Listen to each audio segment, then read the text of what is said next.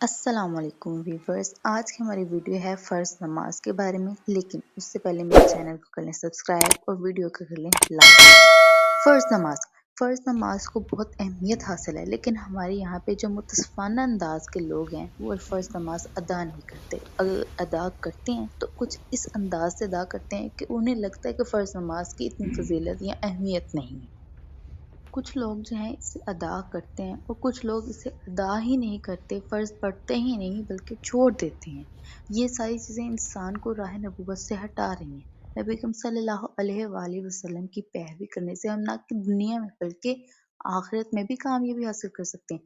رمضان المبارک میں ایک روزہ دار سارا دن بھوکا اور پیاسا رہتا ہے اور افطار کے بعد وہ اللہ تعالیٰ کی عبادت میں مشغول ہو جاتا ہے، اللہ تعالیٰ کی رضا میں راضی رہتا ہے، نماز ادا کرتا ہے، تسبیح پڑھتا ہے، قرآن مجید کی تلاوت کرتا ہے، درود پاک پڑھتا ہے، نوافل ادا کرتا ہے اور تہجد کی نماز میں بھی نفل ہی ادا کرتا ہے۔